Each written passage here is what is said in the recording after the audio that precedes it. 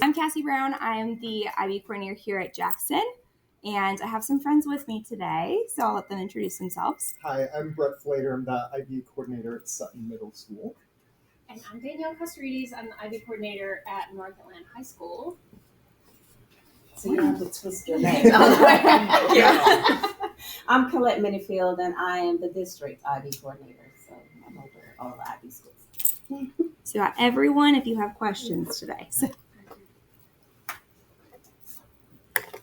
All right. So like we said, IB PYP is Jackson. That's elementary. And for MYP, that's a little bit different because it is middle school, but it also moves into 9th and 10th.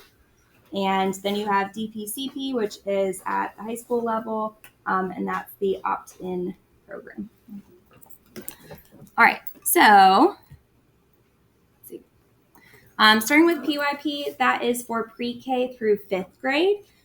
So it's setting the building blocks and the foundation for students to succeed and have all those skills they need to then go on to MYP, DPCP, wherever life takes them after that as well.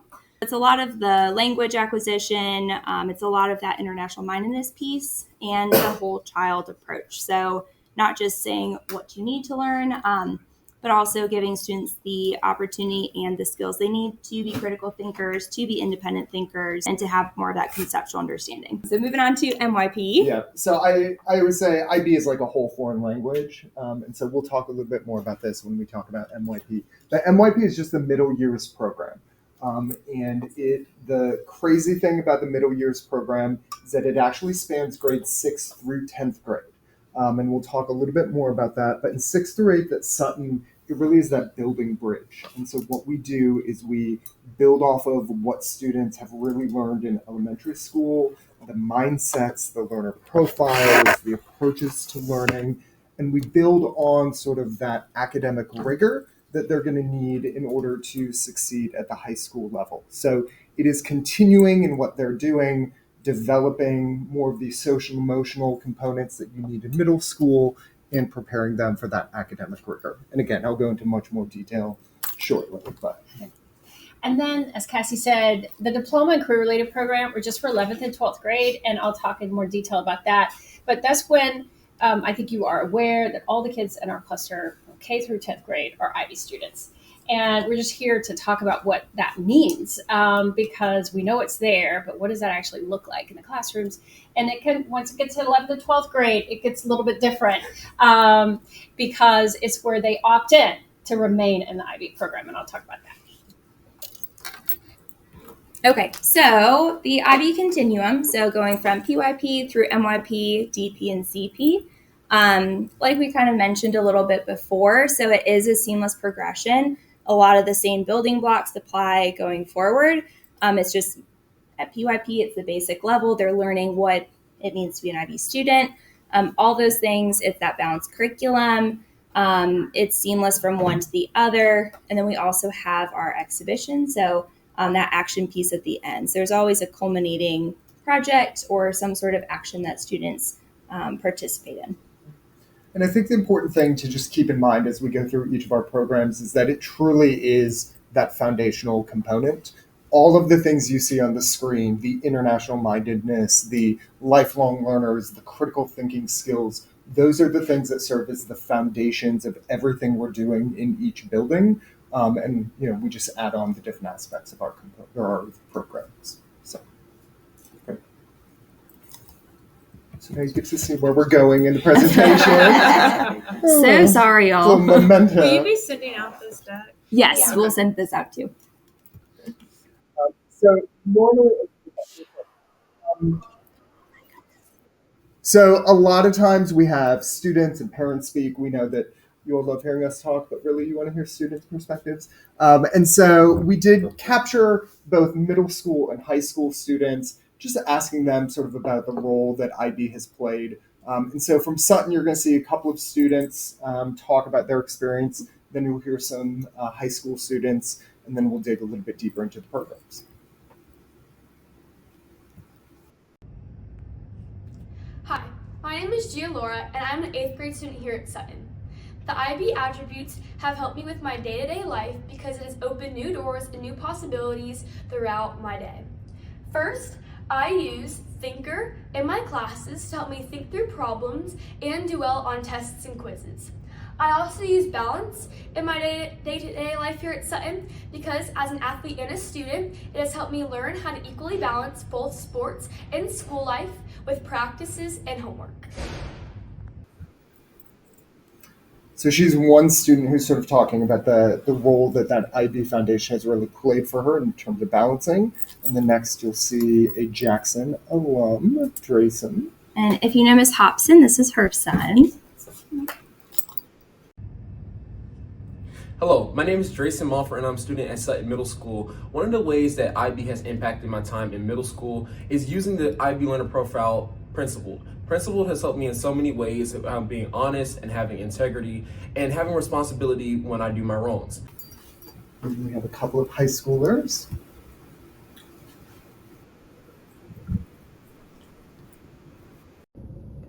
Hi, my name is Scotty Brown. I'm a senior here at North Atlanta. I attended Sarah Smith, Sutton, and now I'm in the IB Diploma program here at North Atlanta. I run cross country and track, and the IB program is very rigorous, but I'm very thankful for it for making me a much more balanced and reflective student. I've learned how to communicate and work well with my teachers and my peers, and I feel very prepared for the future in my studies. Hi, I'm Zion Williams, and I attend Louisiana State University, and I'm a former graduate of North Atlanta High School, and I went through the IB Diploma program, and all I can say is the Diploma program prepared me greatly for college, especially with time management and the writing skills that I developed over my time in the program. And I think that you should join the IB Diploma program as well in your 11th and 12th grade school year. Hi everyone, my name is Kristen Dickerson and I'm a class of 2024 graduate of North Atlanta High School. I just received my IB DP diploma and I'm currently a freshman at the University of North Carolina at Chapel Hill. I just want to let you guys know that IB is the way to go. I have finished my first semester in college and let me tell you, it's a lot easier than IB will be. You'll be so prepared for what's to come and I could not love it more. So I don't ask these kids. They have to pick up their diplomas and they're like, can I do a video for the Instagram? But those are just two that I had. I just want to point out a couple of things. We're here just to give you an idea of what it looks like. And if you notice, all of those kids, I don't know if you prepped your kids, but I did not prep my kids, but they talked about all of the learner profile. It's something that they hear over and over from kindergarten all the way through 12th grade. And it's not just like check boxes that they like, I did that. They actually embody this profile. And we'll talk about how we celebrate it at different levels. But that first picture you saw of all those kids are the I buddies. Those are seniors that are selected from their teachers based off the learner profile, not their GPA. Like, we're not really concerned about the GPA. We're concerned about the behaviors and the way they interact with others because we want those to be the leaders of the school. And they really embody it on their own.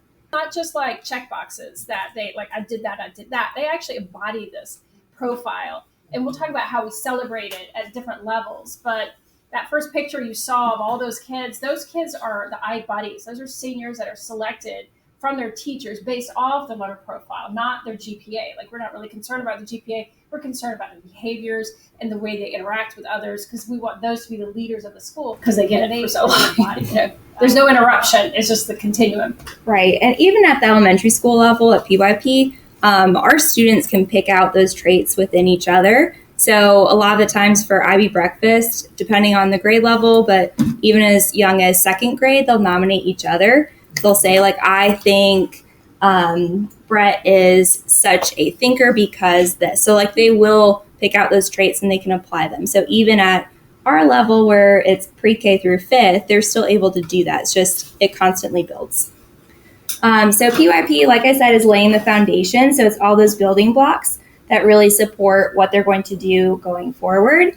So it's the language and vocabulary development, the IB Learner Profile, which is at the heart of all of our programs, that inquiry that is throughout the classroom. So having the hands-on opportunities, so they're discovering learning for themselves, problem solving, being perseverant. So That's a tough one too, because if something doesn't go your way, you have to push through. Think of different options of how to solve a problem. So that is very much at the core of our program as well.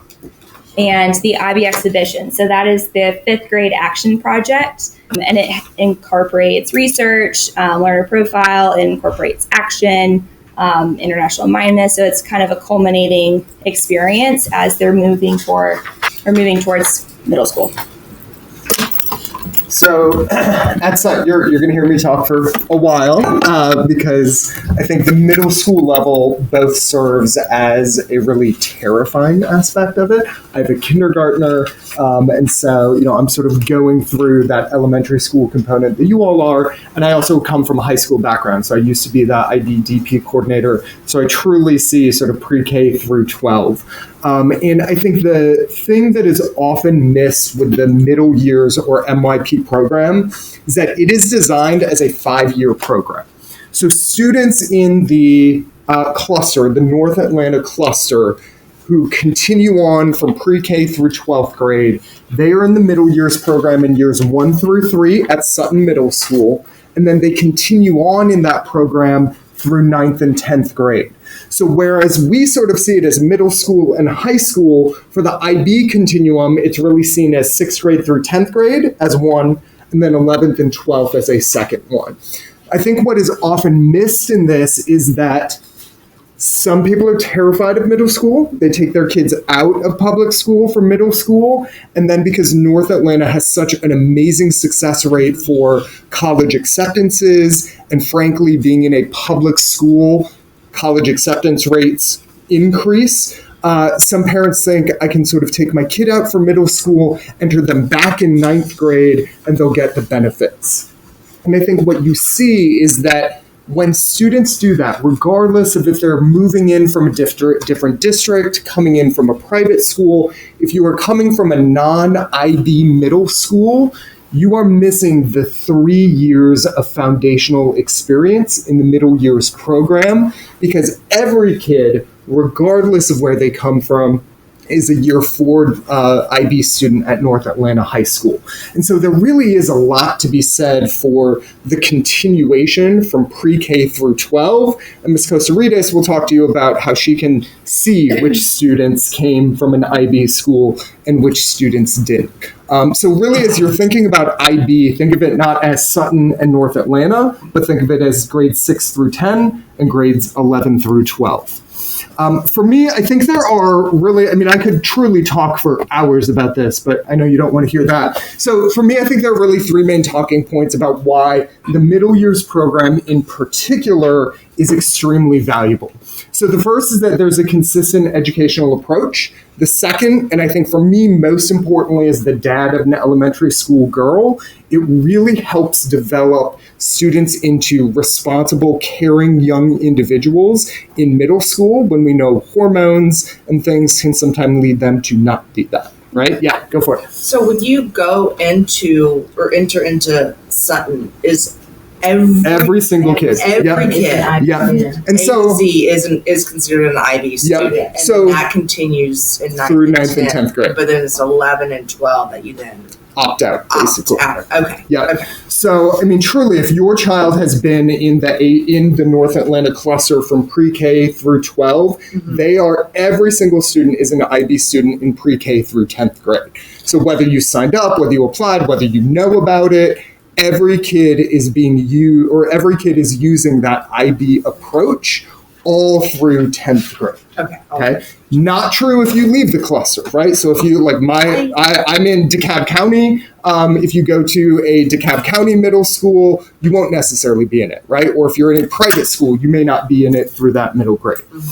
So it does speak to sort of that consistency when it comes to the approach. Secondly, is we develop young, responsible adults, like I talked about. And as crazy as it sounds, even in elementary school, I know you all, if you're like me and my wife, we're thinking about the post-high school options for our daughter. And we want to make sure that regardless of what she wants to do, that she has those opportunities. And what IB uniquely does is it prepares students for the rigorous college experiences and also prepares them to just be a global citizen. So regardless of what they want to do afterwards, they have that option. So let me talk to you quickly about what that means. Okay, so first is this idea of a consistent educational approach. We have seen here in the APS recently how change in administration can create some chaos. We know that national, state, local politics can really create chaos in public school. We also know just at Sutton, we're coming from 6 different elementary schools. Y'all are STEAM and IB. We have other schools that are IB and DLI. We have other students who come from us or come from different elementary schools. So without IB, there's tons of chaos that can be created, and there's a lot of disruptions that can happen to the learning. The beautiful thing about our cluster is that because we are IB from pre-K through 12, it is a seamless, consistent approach regardless of the chaos that happens outside. So for example, we got new ELA standards this year, statewide. Schools that are not IB are really having to struggle with what does that mean? How do we teach these? How do we deal with the new standards and the new requirements? But because IB serves as the foundation for everything we do in pre-K through 12, we are using the same approaches. You heard Cassie talk about how inquiry, how perseverance, how hands-on learning, how application to the real world, that is what makes Jackson Jackson, right? And my guess is that's what you all love about your elementary school. Regardless of what was thrown at Cassie, that's what your students would be using as the tools to learn. Same thing happens in middle school. And so what it allows us to do is it allows us to bring kids from lots of different backgrounds and to continue on in that educational foundation. We do have 4 main things that really go into what that foundation looks like. There's the approaches to teaching. I say that's what teachers are doing. That's sort of the pedagogy or the approaches that teachers are using on a daily basis. We have the approaches to learning. These are things that students are expected to do on a regular and daily basis. We have that learner profile, which you talked about, and we have this idea of international mindedness. So regardless of what is happening in the world of education or within APS, these are things that when you go into the kindergarten, 3rd grade, 6th grade, 10th grade class, these are all going to be consistent. So there is a common language. Can you describe the organization that governs this, the IB organization? Yeah, so, and Colette, Danielle and Colette, you may be able to. Exactly. What's the structure? Is, I assume, being international, it's like an international consortium. It's an with different international educators, program, so this is offered worldwide. So that's another great thing for our students. Once they become an IB student, they continue all the way to 12th grade. They have the opportunity to go and study in another country because IB is the only thing that's accepted in other countries. AP is not accepted, it's not known, but the student can say, I want to go and learn in Scotland or I want to go in Paris. As a matter of fact, we've just partnered with a university in Paris, that's trying to get some of our students to come over there. So that's the broad scope of it because we are trying to build globally minded students. I'm not sure if you're familiar with the mission statement, but the last part is talking about creating a more peaceful world, right? A better, more peaceful world. We're trying to build our students to make a change.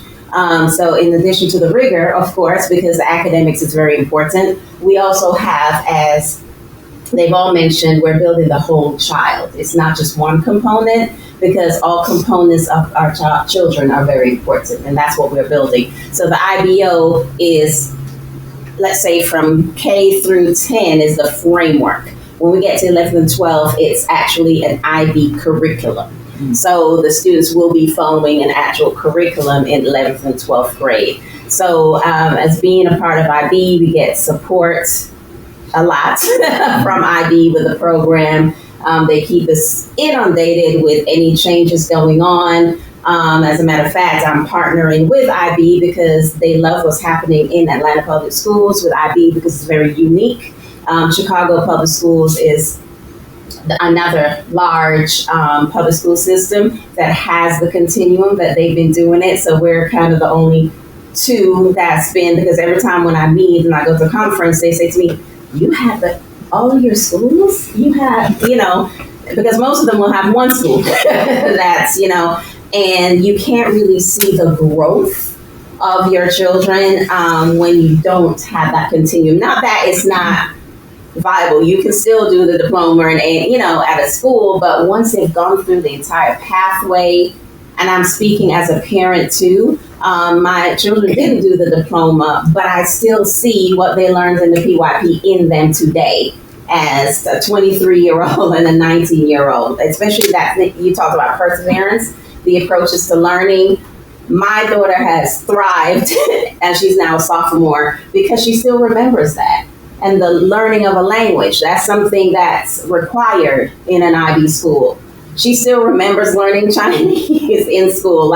Even though she's not studying it now, it's embedded in her. And that's the thing that I'm passionate about IB, is what it embeds in our students and preparing them for our world.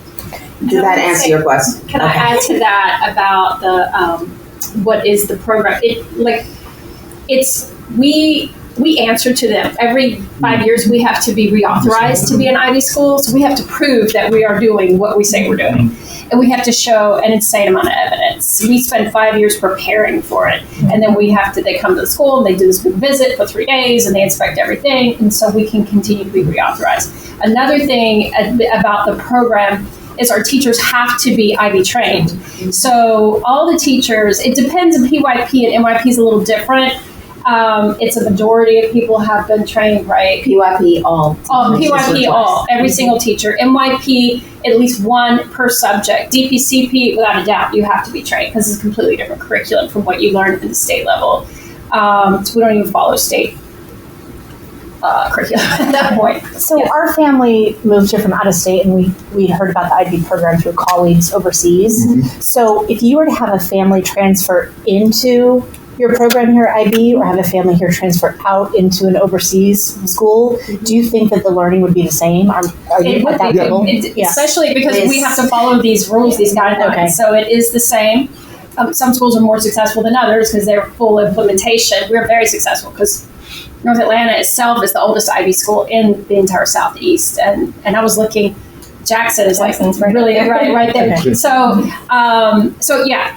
And I get at least several times a year students from other countries move to North Atlanta because their child was they're usually American families that got jobs elsewhere, and they came back and they're we're very strategic about it. They're like, we need to buy a house in North Atlanta so we can put the kid right there, And so, so it's excellent. Okay. The only difference you'll find is the curriculum between pre-K and 10th grade. That's the only difference, but most of what we learn is generally the same thing, except you learn more about that country or, something like that. But the educational framework that we're talking about right now, that is consistent. They will see the same exact thing where they go. And the way we talk about it with our families is that, at different levels, there are different people who set the standard for what schools should be doing, right? So in the U.S., the state usually sets the standard for what we're doing. Advanced Placement College Board, who's in charge of, college components, set the standard. With IB, it's just that the International Baccalaureate Organization sets the standard that we have to sort of meet. And the beautiful thing about that is that we truly become internationally minded. We're held to the same standard of education, even though what we're teaching changes and depends by the state. All right, so there is, this idea of we do have consistency, which as middle school is vital, because that change, especially in 6th grade, that consistency, that sense of belonging and that sense of familiarity is extremely important.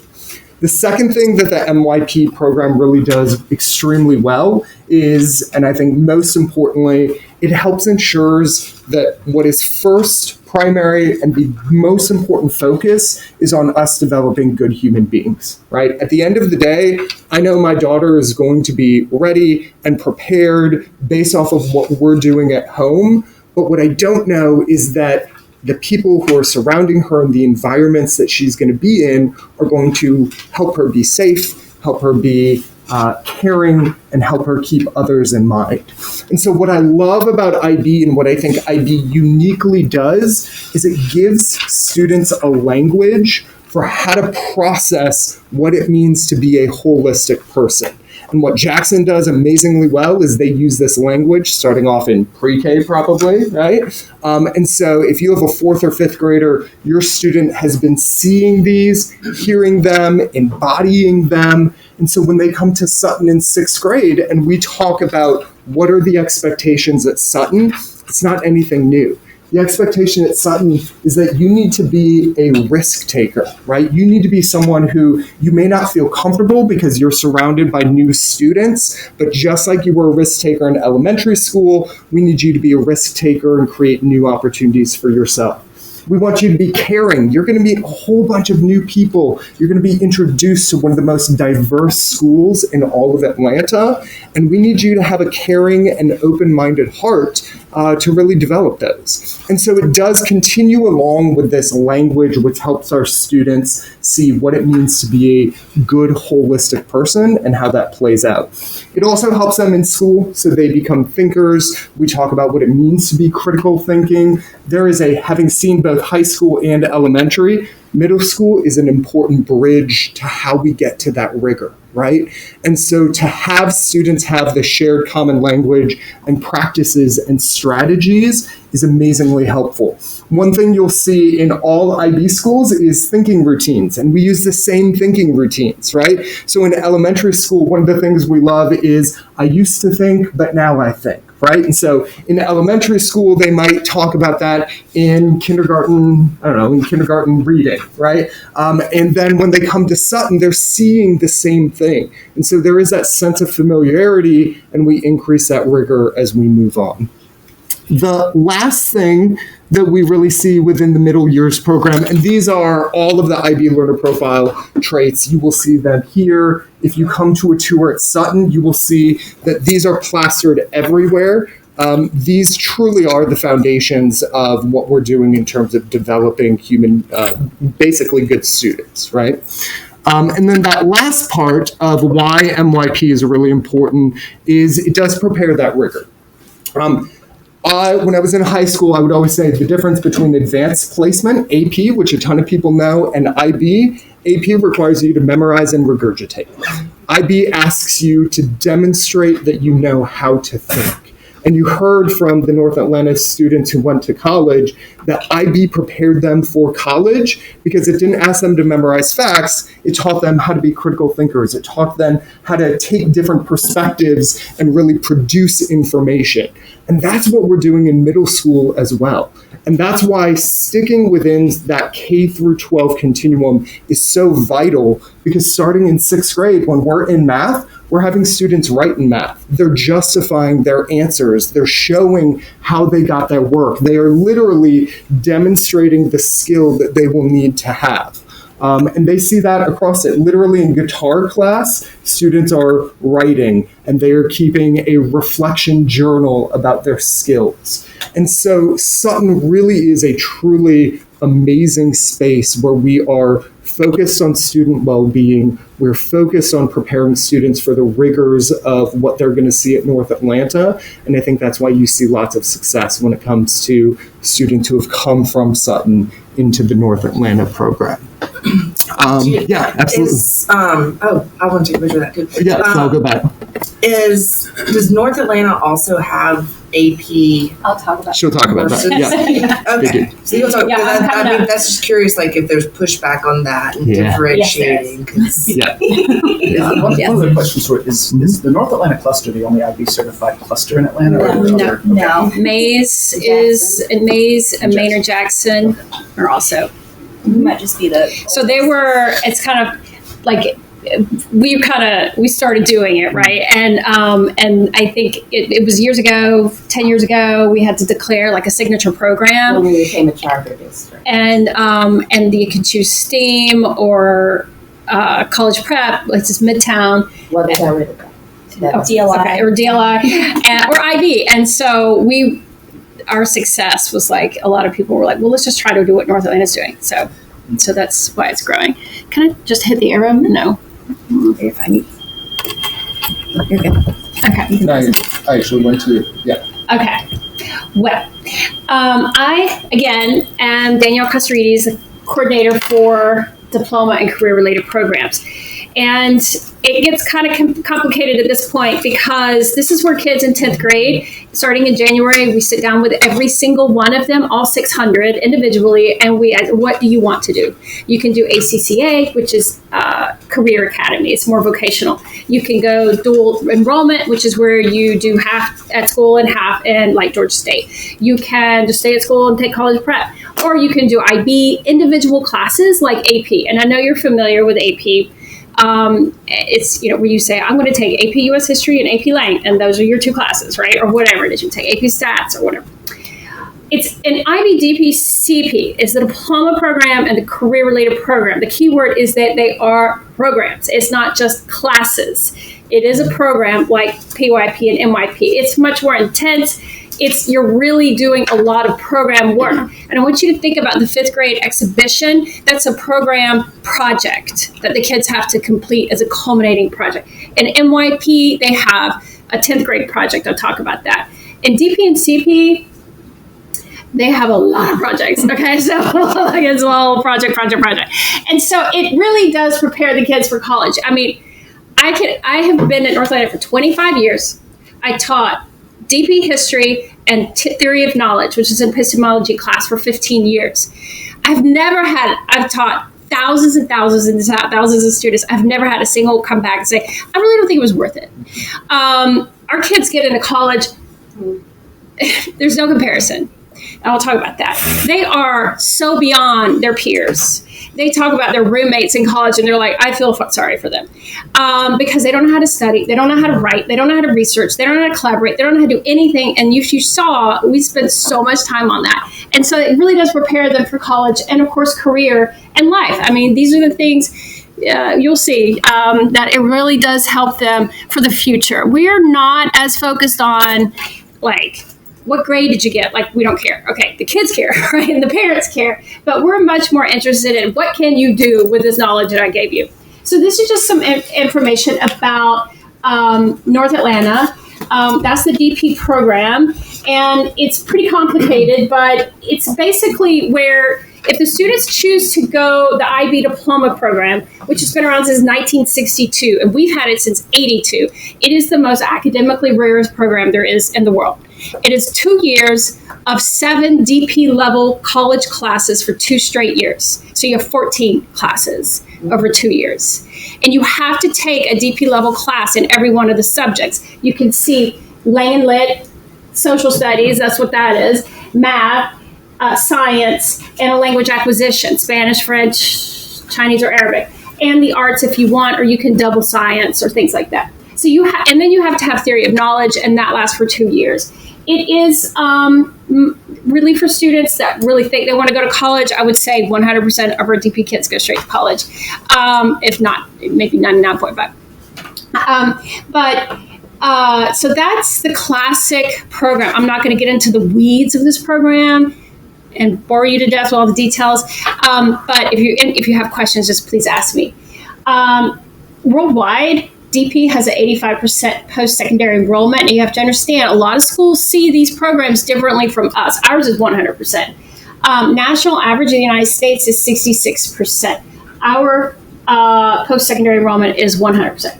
Persistence rate. Our kids get into college and they graduate in 4 years. It's very rare that they have to repeat or get behind because they just keep moving through. 60% of DP graduates go on to more selective colleges as compared to the rest of the country. And of course, I've already said, most of our kids go straight into college that continue on in the diploma program. This is a choice, okay? And we ask the kids, we sit with them, what do you want to do? And they, we talk about it ahead of time. We definitely don't want any surprises. The kids get in and they're like, whoa, I have to do all of this. Yes, you have to do a lot of work. You have to, there's a core to the program. That's probably the most famous part. Not only do you take 7 DP classes for 2 years, but you're not doing a 5th grade exhibition or MYP project. You're doing, I think we missed the MYP for 9th and 10th grade. It's on the slide before you see it. It's okay. I didn't see it. Okay. All right. Sorry. I skipped 9th and 10th grade. I can't. Back if you want to go back. Yeah, I feel like, I'm like, this way. To get into the DP, Next one. it would be this one right here. As Brett said, our 9th and 10th graders are IB students, and it's very, okay, I need to stop. So it's very important that these kids are at our school in 9th and 10th grade, because most DP-CP schools, they have an IB prep classes. Like, you declare in 8th grade, I want to be in the diploma program. So in 9th grade, you're pulled aside and you're taking your special classes. And in 10th grade, you're taking your special classes. But in North Atlanta High School, every 9th and 10th grader, it is assumed you will go in the program.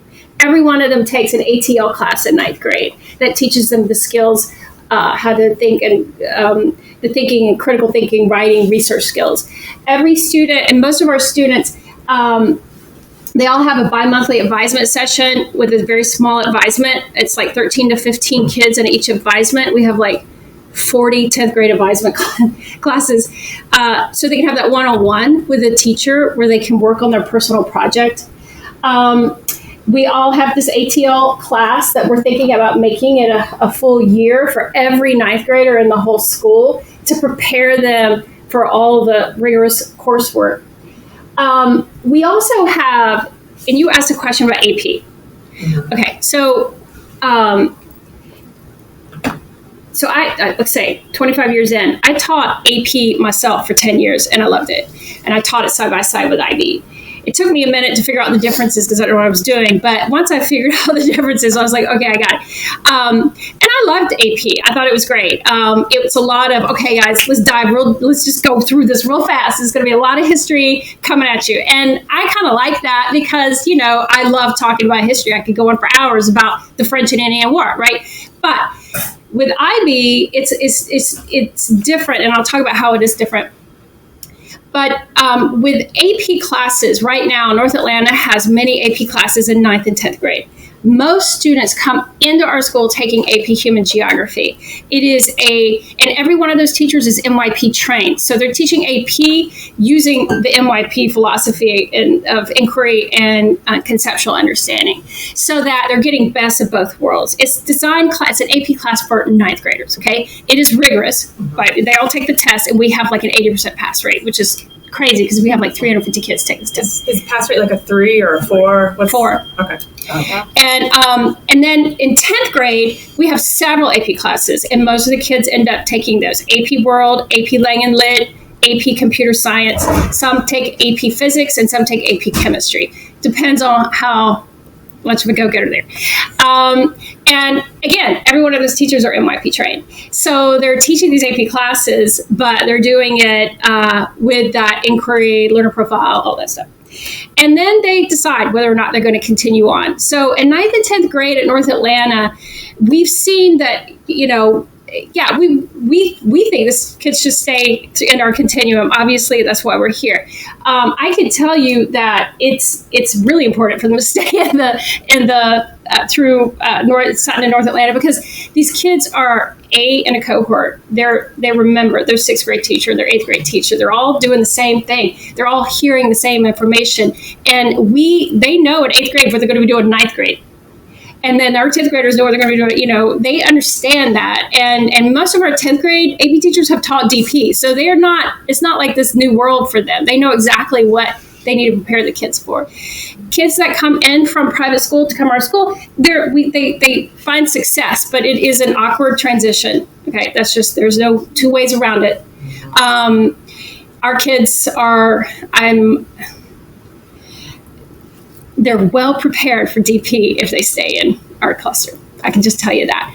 They are very familiar. They already know what they're doing. They've done the personal project in 10th grade. And when we say, okay, guys, you're going to write this collegiate level history paper in 11th grade, they're like, okay, got it.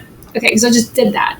And so the teachers are all very familiar with what's next, so they prepare them for that what's next. I was actually a question more about Sutton. We love Jackson, and one of the things that we love about it is small class sizes, very private, like personal learning, right? Because we have like a lot of one-on-one time with our teachers. Everybody knows our kids. one of the things that our family is concerned about is that when we go to Sutton, we're in much bigger environments. That's 5 schools coming together, bigger classes. Yes, our child is in GATE, but like it's a little bit different, right? Is there something about Sutton and the way that the MYP program is managed there that helps our students stay in that individualized learning mode as long as they're at session? Absolutely. So I'd say there are a couple of things. So first of all, that foundation of IB that we're getting all through K through 12, it really teaches students how to work on self-management. It teaches students how to be reflective. It's really that sort of metacognition that students don't really understand what that is. But in middle school, starting in 6th grade, going through 8th grade, we have awesome opportunities for students to really reflect individually with their teachers about what's going on. Our principal, Dr. Merriweather, one of his big things has been personalized learning. So in every class, 2 times a month, teachers are required and students are required to really step back and to look at their own personalized data, their own personalized successes, reflect on how they've been learning, what they've been learning, and what they need to improve on. And every student in every class does individual stations that they choose for that personalized learning. I think that mindset and that building relationships is just the foundation of what we do, right? So you see it in personalized learning 2 times a month, but it comes out in the way that individual teachers are teaching. So we really focus in on, and one of the approaches to teaching is differentiating. And so we really ensure that individual students get what they need in each individual class. We also have opportunities. Teachers really do active communication with each of their parents. We have a whole bunch of teachers who are sending out weekly communications to their parents about here's what's going on this week, here's what's coming up, here's how you can help your individual student. Dr. Merriweather also sends out monthly newsletters of here's what's going on in every single class, here are opportunities to participate. So it really is, when we talk about building that bridge from coming to Jackson and going to North Atlanta, where it's a 13-floor building with a whole bunch of kids, right? It is that sort of transition that really helps them. And then, the unique aspect is we have our 6th grade campus. And so when students are coming together, they're not merging with 6th through 8th. We have just the 6th grade students who are coming together, building that community and relationship. And then in 7th, they move on and have that shared 7th through 8th. Does that answer? Yeah. Can you talk a little bit more about how GATE and IB are incorporated as well? Yeah. So IB, the foundation of what we do, right? And so I always talk about how IB is how we teach. And then the what we teach is everything else. So there's no distinction between IB and GATE. You don't have to be in gifted and talented in order to do IB. GATE exists in the middle school program, and so you will have certain subjects that are GATE certified. You'll have GATE certified teachers, and you'll have a GATE roster. And so if you have a GATE student in the subjects that we have GATE, they will take GATE classes taught by gifted endorsed teachers. But regardless, every single student is receiving what Danielle was talking about, those same approaches to learning that they'll need in high school, that same foundation of what they're doing. Does that make sense? Yeah. Great. Is there another hand? I had a question, but I think you're about to get to it. But my question is, if you go through the IB program all the way through 12th grade, do those students still have AP credits or AP courses that they can take with them to university? Because, acceptance is different than preparation. So the larger national universities, they want their kids to have AP credits coming in. Okay, I'll talk about that. Yeah. Okay. Okay, well, I don't know why. It just keeps moving forward. I didn't touch it. So, I don't know how to get it back either. Yeah. See what you are doing. Okay. Because it's on the screen, but it's recording. So here we go. Okay. All right. So the other option, and I won't spend too much time on it because we have 2 programs at North Atlanta, IB programs that we are authorized in. And this is the career-related program. This is a little different from DP. DP is definitely more academic forward. CP can be as academic as you want it to be, but it's where you have to take at least 2 DP courses and you have to be on a pathway that we're authorized in. and they have their own special class. DP kids have theory of knowledge for 2 years, which is epistemology class. CP kids have personal and professional skills class, which is like a really high-level academic ATL skills class, where we teach them all the skills they really need as an adult. Sorry, CP is college prep, DP is diploma. The names are kind of throw people off in the United States, but they both prep for college. Okay. DP diploma program is definitely college. It's getting you ready for college. Yes, CP 100% of our CP career related program students end up going to college. Okay. But the difference between the two is their load is a little lighter because they're like, I'm not taking a DP level math class. I don't want to do that. I don't want to take a DP level Spanish class. So they opt to do this program so they can pick and choose which diploma level courses they want to take. But they have to be on a pathway, and that's like a long time from now for the age of your children. And we have many pathways that we're authorized in. They're mostly business, career tech, and the arts, okay, and journalism.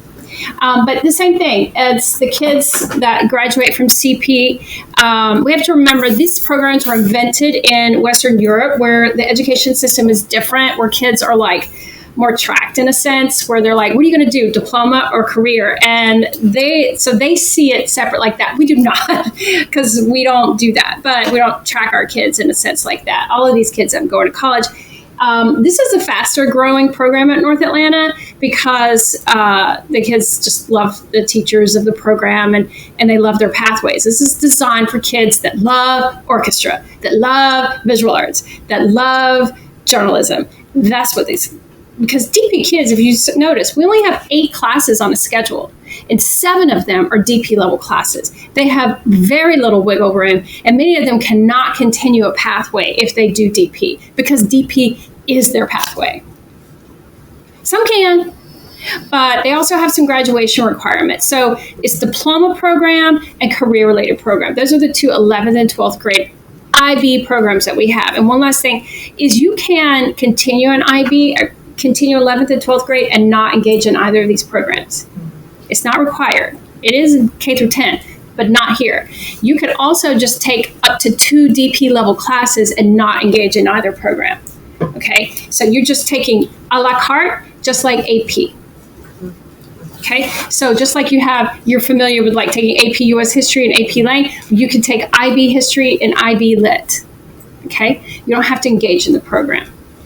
I will say for North Atlanta High School, I'm going to let you do it. For North Atlanta High School, right now, 50% of our juniors and seniors are in either DP or CP, which is not normal. Okay, most IB DP schools, it's 20, 30 students, and I have 530 students because it's what we do. That's all we do. So why don't we have AP? Okay. Question. I think this is going to help answer that question, this is going to help, and then we'll come to you because we want to make sure we get all the questions. Yes. Mine's about the DPCP. Okay. If we want to go back. So that's, you can opt in, but is there some you have to test in too? We don't test the kids in. No, it's just a voluntary. I'm asking for my dyslexia. Yeah. Okay. That's a very good question. We don't test the kids. I mean, we don't technically test the kids, but they have to meet some requirements to get in DP or CP. And obviously, we're not super strict because over 50% of our kids are in the programs. But you have to have an 87 GPA, which is feasible. You have to have a 500 on the reading portion of the PSAT. Every 10th grader takes the PSAT. We give them a lot of prep for PSAT.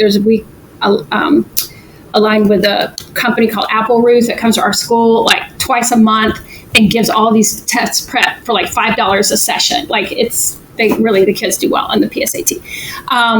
So 500 just on the reading. We don't even look at the math. They have to have at least a 5 out of 8 points or 7 points on the personal project from 10th grade. So you have to submit your personal project. It has to be turned on time, and you got to get a 5, which you can easily do. Okay, if you just put your mind to it. It's not. I mean, they work on the personal project twice a month with their advisor for an entire year.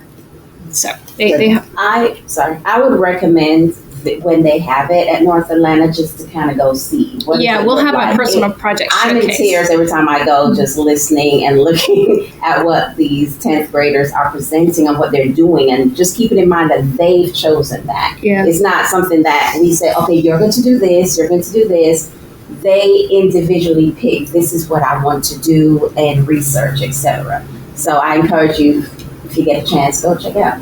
And I think this is an opportunity to really highlight where that consistency from Sutton is really important. So all of our 8th grade students took PSAT. They had their PSAT report taken home. There are conversations speaking to sort of that individualized learning. There's opportunities for parents and kids to have regular conversations about where's my strength right now, what do I need to get to, and how do I get there? And then again, because starting in 9th grade, they're in that year 4 of the MYP program, the students who have those foundations in years 1 through 3, they have those organizational skills, or they at least know about them, they know how to improve them, right? And so the skills that really lead to success in that personal project, which is an important part of getting into IB, they really learn at Sutton in a way that they may not in a different academic setting. Mm-hmm. So the personal project is like a mini internal assessment, which is too much information for you, but every DP level class has an internal assessment that we submit to the IB. We submit our personal projects to the IB. They assess how we assess. They read what we gave the kids, and then they read the projects, and they determine whether we're doing a good job or a bad job, and they correct us. We've never had a problem with that. But like I say, we have to answer to them, and so that we can maintain, our credibility. And so, internal assessments are something that kids do for every DP class. So every DP, say you're in the diploma program, and you have 6 IB diploma program subjects. You take IB Lit, IB History, IB Spanish, IB Math, IB Biology, and IB Art.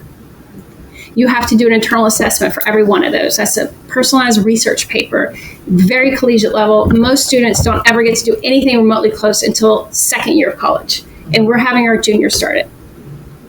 So they've done that 6 times, plus theory of knowledge paper, plus their theory of knowledge exhibition, plus a 5,000-word extended essay, which is certainly not something any high school student will ever do in any school except an IB school before they get into college. So why not AP? I taught AP. I loved it. But what we found at North Atlanta is we had AP Biology and AP History, AP Lit, IB Lit, IB this, AP that. Same thing. It was havoc on the main schedule, master schedule, to schedule these kids. And what we noticed over 10 years is that our IB numbers were increasing dramatically and our AP numbers were decreasing dramatically. And a lot of the reason is because the kids were like, these classes sound much more interesting than these classes. It was word of mouth. Secondly, the training of IB teachers with this, it was a continuation of 9th and 10th grade of all of the IB learner profile, and the kids just felt more comfortable sliding into these IB classes. And thirdly, our IB scores just hands down were far higher than our AP scores. I just blew them out of the water. And I was the one that was like, we can no longer have this competition of AP with our DP classes. And when there was a lot of like, oh my God, we're in the United States, we have to have AP. I understood that. I get it, because we're like, but the colleges. Well, first of all, and I'll talk about college acceptance with IB. We don't have a problem with the colleges that recognize our IB scores. But when I literally did the research and I printed out all of our IB Biology, History, Lit, Chemistry, Math, all of the scores for 10 years, broken down by race, socioeconomic status, male, female, everything. Compared it to the AP and IB, out of the water. The IB scores were so much higher.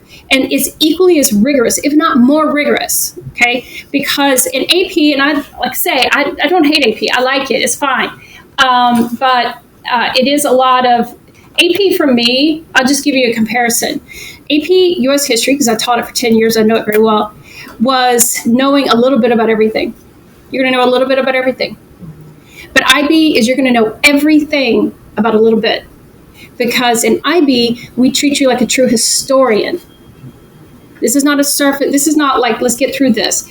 We're going to spend 8 weeks on the American Civil War rather than 1 week. we're going to spend 8 weeks on World War I rather than 2 weeks. So we really dive deep in these topics. The same thing with lit, all of that. All of the subjects are the same. So why, we just don't have a lot of AP because it kind of phased itself out, really. And then when we had that one section of biology for 13 kids, we were like, bye. Okay, we can't keep it around. And so we just replaced it with IB biology, which we already had. The numbers increased, and we trained all the teachers. And so we don't have a lot of AP in 11th and 12th grade. We do have AP calculus, AB and PC, they're huge. We have so many sections of that, and the pass rate on our AP Calc, AB and BC is 85%, something crazy. And we have hundreds and hundreds of kids taking those classes. Okay, so it's not a small cohort, it's a lot. And they can do that alongside the diploma program. Yes. Because you mentioned there's an IB math course. Yes. But then I'm thinking about AP courses, and there's calculus, and there's a stats course, and it's like seems more. I guess to your point, it's more focused across the board on a specific subject. How does IB look when you compare it to the AP math course? Just math itself? Yeah. Okay. So, to be honest, we only offer IB math at the standard level. Higher level is one of the, from what I understand, the hardest math class there is, period. We don't even have that class. So we offer it at standard level. We have 2 different sections. We have math applications, interpretations, and math approaches, analysis and approaches. IB math in North Atlanta is taught like a European math, just like European sciences are taught. They don't have like chemistry and biology. They have science 1, science 2, science 3, science 4, science 5. Same thing with math. It's numeracy, calculus, statistics, algebra, and geometry all at once. For 5, if they were to continue, if we were to offer that in 8, the NYP, we don't. But we do continue teaching that way in IB math, both IB math classes. That is why. So they are very mathy, but they're more applying their math in the real world scenario. It's not just a bunch of numbers. It's how am I going to use this by doing this? And so the kids have to think outside the box. They have to write a research paper in math. It's a lot. But many of our real, like if the kids are like, I want to go to SCAD, or I want to go they don't want to major in math or science or engineering when they get into college. They're fine. They don't need AP calculus. They don't need it. And we don't talk them out of it. Most of them end up taking it anyway. But if they want to go to Georgia Tech, they need to have AP Calc. And every single one of our kids, most of our DP kids, and we've come a long way mathematically at our school. Many of our kids are very advanced in math, and they come into 9th grade already have taken geometry. And so they start off with Algebra 2, they take pre-calc, they do calc, and then they do Calc AB in 10th grade, BC in 11th grade, and they do Georgia Tech distance learning they have to apply for in 12th grade on top of the diploma program. And it meets at 7 a.m. every day. For IB, is there a cap on the number of students? Like if they meet all the requirements, but it's like, we have too many this year, they're not getting in the program. Never. We don't have enough. No.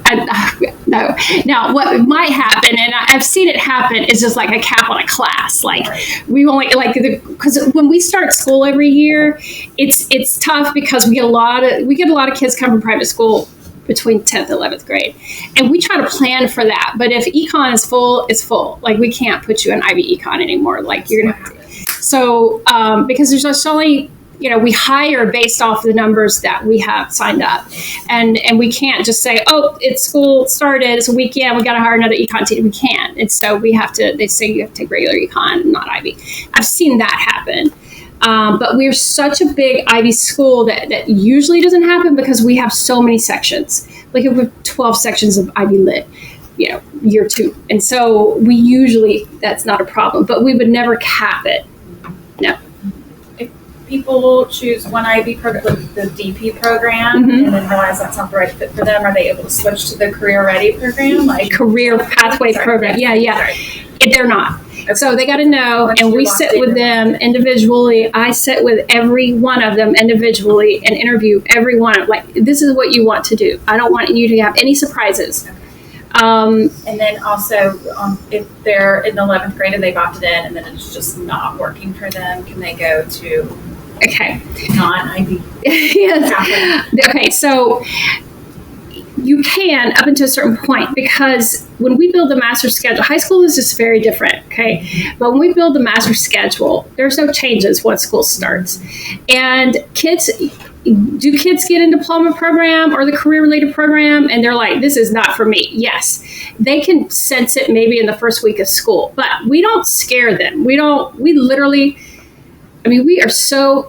hold their hand so much. We develop a class just for them where they learn how to do everything for the 2 years of the program. It's called DP is Theory of Knowledge, CP is Personal and Professional Skills, where they do all that core work that usually scares the kids off.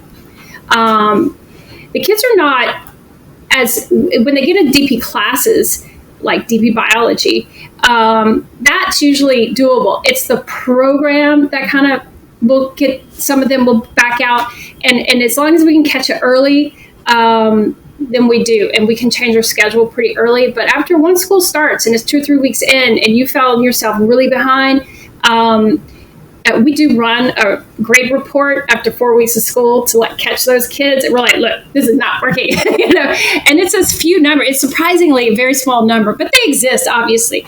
And those kids, and I'll say, to be quite frank, they didn't want to do it in the first place. Their parents wanted them to do it. And they were just like, I really just, I know it's good for me to do it, but this is not what I want to be doing. And they were like, got you. Okay, they understood. So, but once, after a certain point of time, we legally cannot change we can't just say, okay, we're going to take you out of IB history and put you in US history. We can't even do that because the curriculum is so different that you're leaving one to another. There's nowhere to put you. If they're failing IB sports, we can't put you anywhere. You got to ride it out until the end of first semester, and then we can change your schedule, and then you can take physics online or something like that. It gets complicated. They got to know what they want to do. That's why we spend so much time interviewing. It takes us 3 months to schedule these kids. You had mentioned something on a previous slide about a percentage of students in the diploma program who had gone on to, you had a name for it, more rigorous schools or harder to get into, whatever that is. And I know you said that everybody goes to college, right? Everybody pretty much. What if we're looking for our kids to get into great colleges? Is there Ivy League? Is there something you can share about how likely that is for somebody that's out of North Atlanta going through this program? So every one of our, I would say, and I'm going to just go off the cuff, but in my 10 years as a coordinator, I would say 98% of the students in our school that went to Ivy League were diploma program students, maybe 100%. And we always have Ivy League. We always get kids to go into Ivy League. It's not a lot, but most of our kids are not shooting for that. They want to stay in-state. Your parents want to have that Hope Scholarship, all of that. But the kids, and those kids that get into Ivy League, they usually end up, we always get MIT, Yale, Harvard, Stanford, Berkeley. We get those. Okay. It's just, and then we have a lot of, not a lot, but I would say more than most, UNC, Virginia. Yeah. And I'll show you where these kids go. And then, of course, we have international, too, because that's, if you definitely want to go to international, then I would say you don't have a choice. You have to do IB diploma program because that's what they're going to want to. We have to give the schools their predicted scores because they take tests at the end, just like AP. And their scores are accepted in every U.S. university. You can go to any university and look at their admissions webpage, and there'll be a sheet called AP and IB college credit.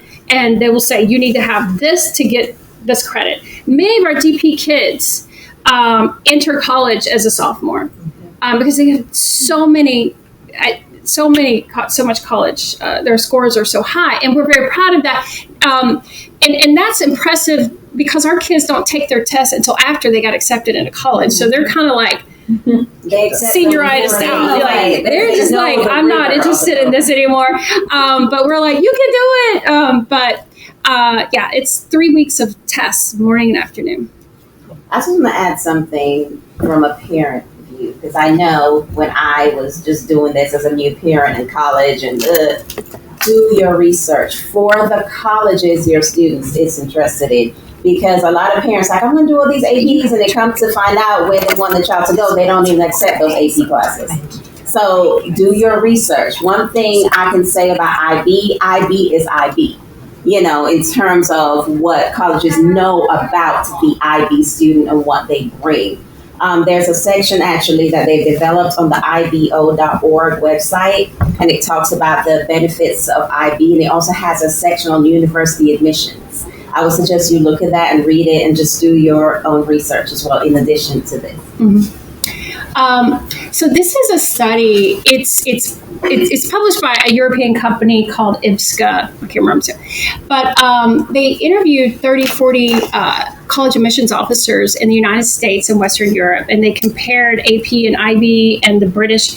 The British have A levels, and they compared how college admissions officers view the programs. I know it's small. But basically, they're looking for skills and not necessarily just a bunch of content knowledge.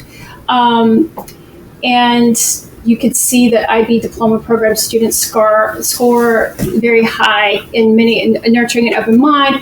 How well does IB help develop self-management skills? 85%. You can have access to this later. I don't want to get off track. So I know anybody interested in about dual enrollment in comparison to dual enrollment?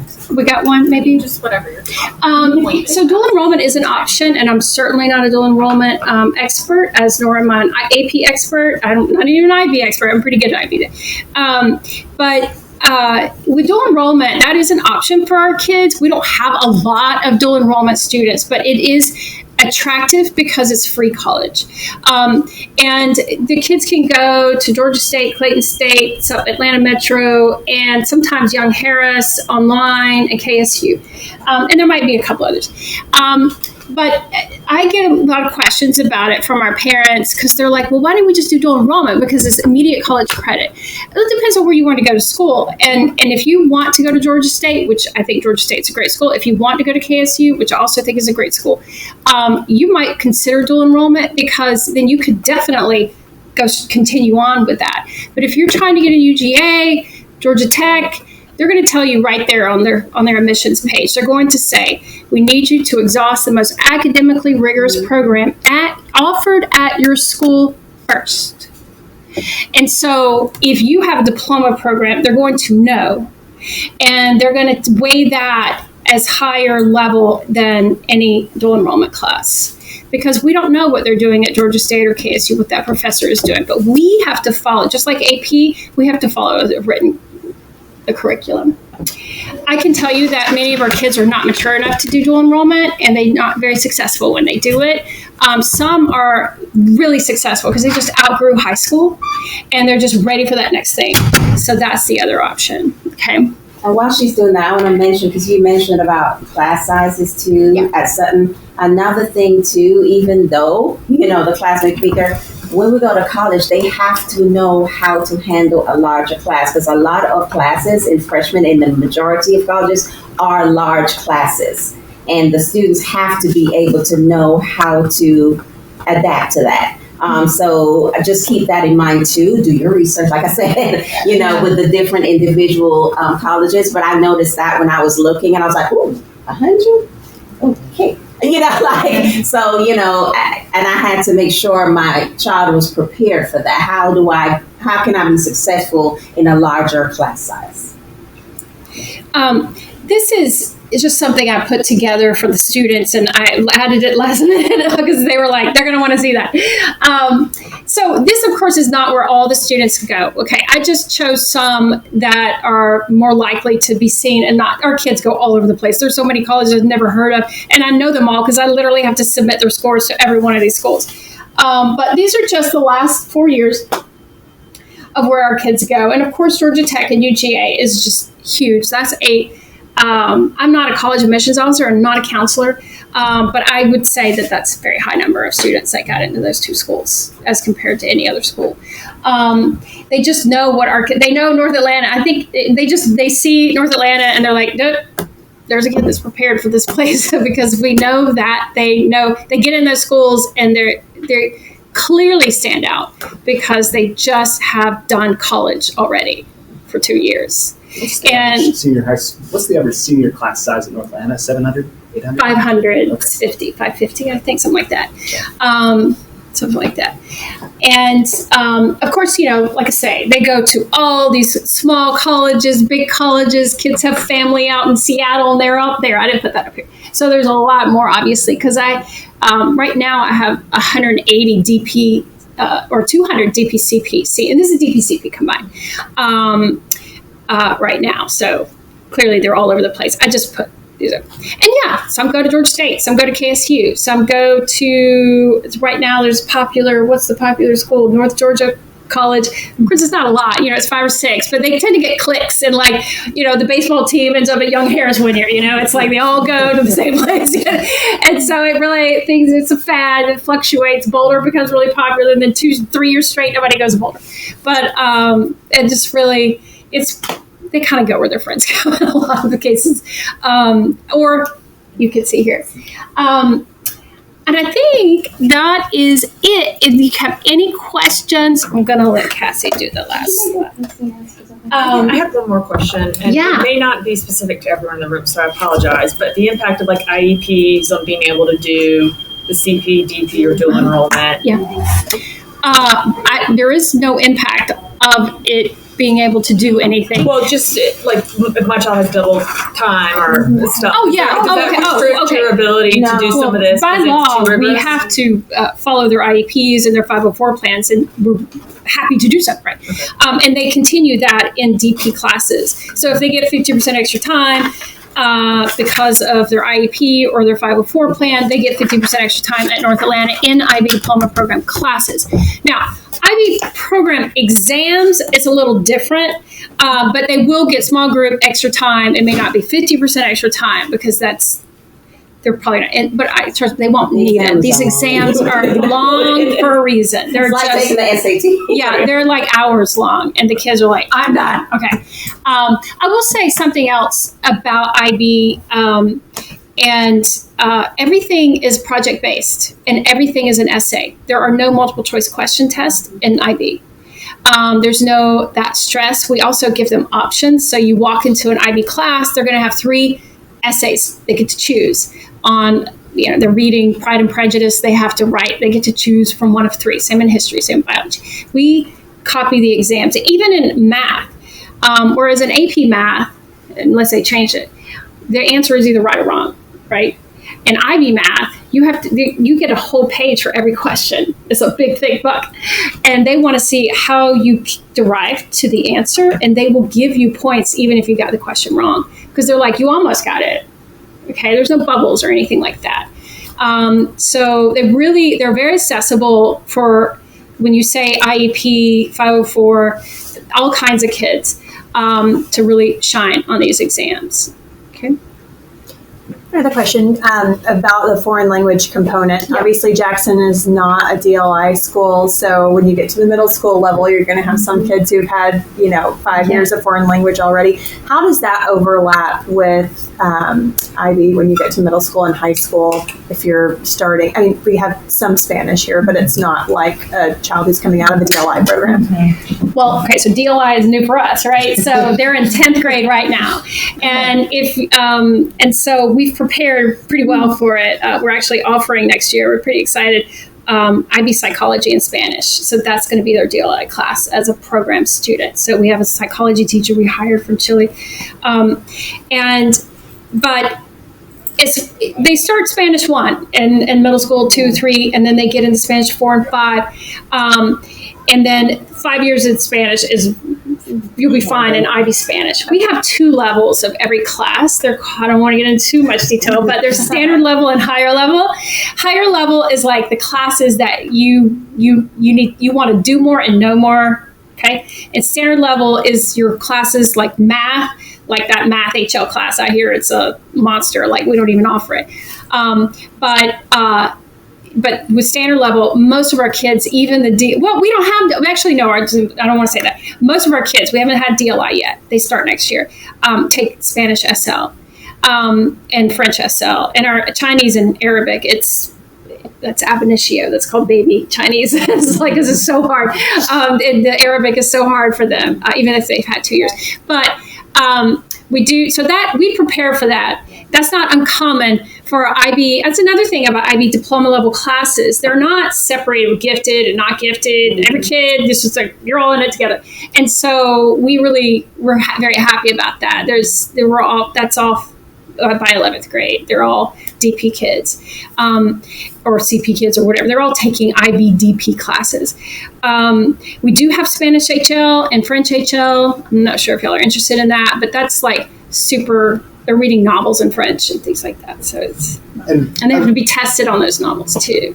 And I will say it's something, so, we start offering Spanish and French 1 in 6th grade. You can also take it in 7th grade, or, if you're late to the game, you can have opportunities there. I know in elementary school, DLI is usually 50-50. Once we get to the middle level, it's not 50-50. The research shows you don't need that at that level. So for students coming from a non-DLI school like you all, only the DLI courses would those students be separated. All of the other courses, we're taking together. So. Mm-hmm.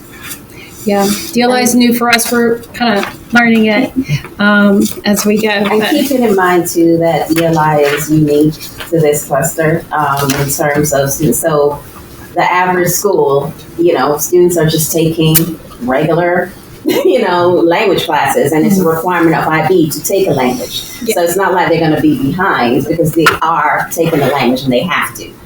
So they're able to then continue at whatever level that they're at. And I will say, and I know it's a lot, but like with a career-related program, which is equally as academic. I mean, to be honest, I think I was talking to Colette. Like, CP kids do more than DP kids. They have more stuff to juggle than DP kids. It's really crazy. But academically, as far as the classes, like some kids, and I know it's a lot of information, but I do the parent tours. I do one tomorrow, as a matter of fact, at North Atlanta. And we have tours.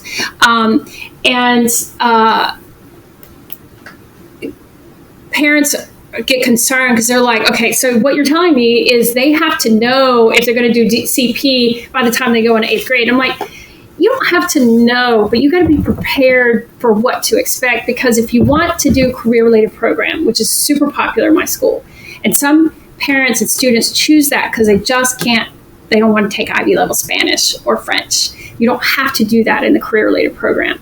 You don't have to take that. I'm not suggesting that's the reason to be a CP student, right? But it is a little added benefit, because a lot of kids just can't take any more Spanish. They're like, I'm done. And so you have to make sure they're on a pathway starting in 9th grade to be admitted into CP. We get a lot of people from private schools that try to go into CP, and most of them cannot, because they're not on a pathway that we're authorized for. So they have to go to diploma program if they do either.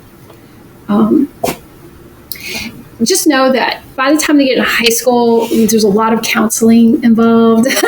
We have to, because a lot of decisions are being made, especially in 10th grade. 10th grade is that big year where you make all the decisions. And anywho, there's a lot. If you look at North Atlanta website, there's an academic planner, and it shows you every class we take and a description of it and the prerequisites for it. I know it's a lot, but there's that. Kind of a curveball here. How about sports? So your IB high performers, are they also scholar athletes? Are they also excelling in sports? Is there time for athletics? I would say,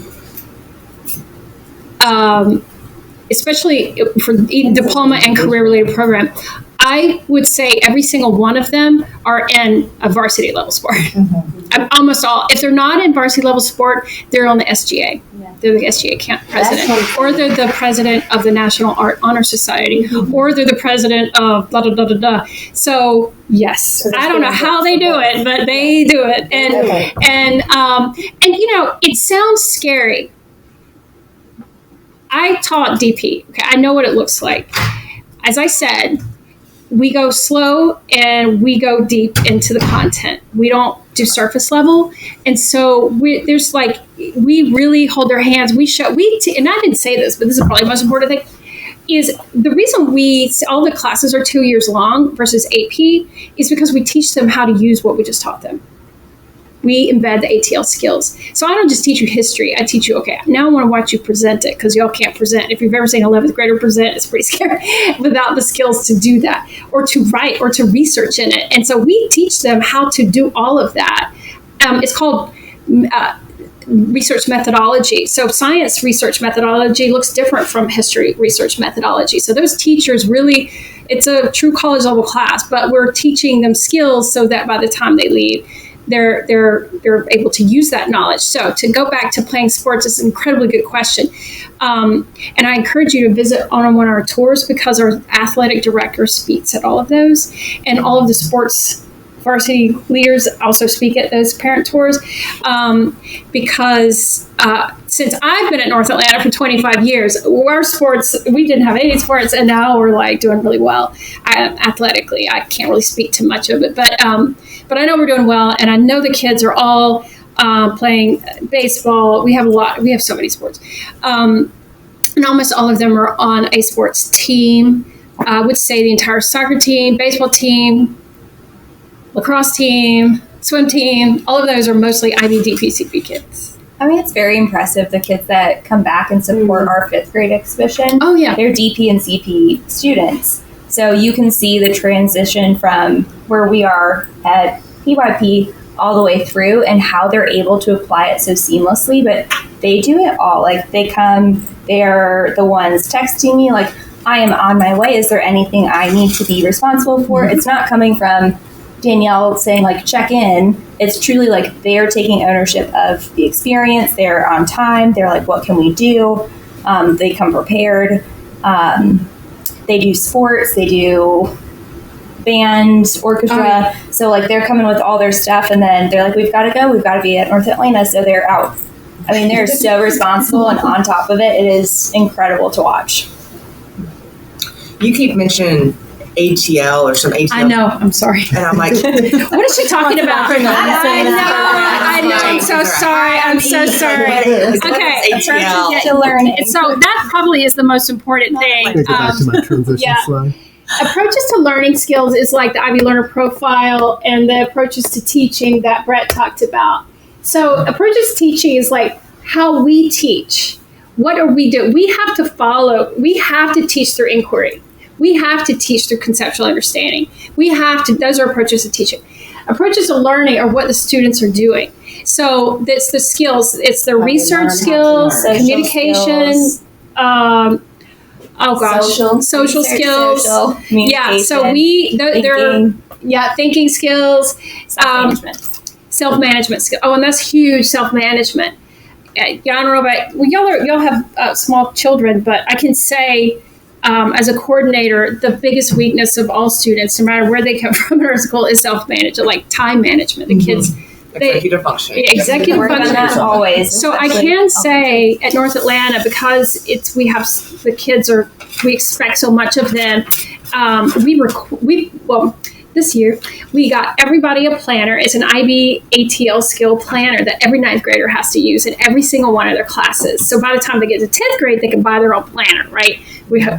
And then they use that in their advisement. Now, I can tell you in DP and CP, before school starts, I have a big meeting with all the kids, and I say, these are the requirements. This is the summer work. This is what you need to do. And they have to have a planner in DP and CP. And we actually teach them how to use it in theory of knowledge and personal and professional skills. We don't just say do it. We show them how to use it.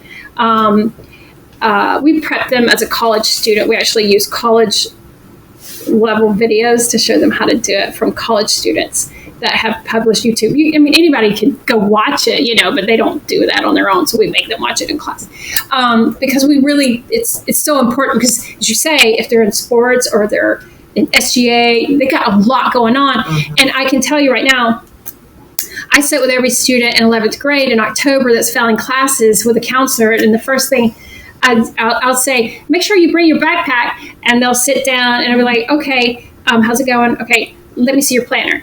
And I'm like, let's look at it. And if there's nothing in it, I'm like, we've isolated the problem. Okay. And so now go on your merry way. And so they're like, yes, ma'am. And so, but I've never sat with a kid that's doing really well that has like a really organized planner. Like they're always doing well. And to Peel, sort of looking back, so at Sutton, every teacher has the Approaches to Learning poster, and they have cougar paws, and they start every lesson with, today we're going to work on our thinking skills. How we're going to work on our thinking skills is through this routine, right? So again, that consistency that they're getting in middle school helps them as they go to North Atlanta to really know that language and those skills. And, you know, like I say, the kids, like when we did NAHS last year, I had a former student that's now executive at Home Depot, and she was like, I would say the biggest thing for me is the skills that I learn, because I sit in these meetings and I can process information. I can know how to I know how to do all of these things. I'm so much more ahead of everybody else in the room because of the skills that I feel so confident in, you know, and it's not something I was taught in high school. Like I got into college, I don't know how to do anything. But like these kids, they really know what to do, what's expected of them. Because like I said, they just did it. I think that's it. Are we taking you guys' time? I'm surprised y'all are still here. All right. Yeah. It's good information. It's a lot of information. Yeah. So what we hope is that we're glad that you came, because it's obvious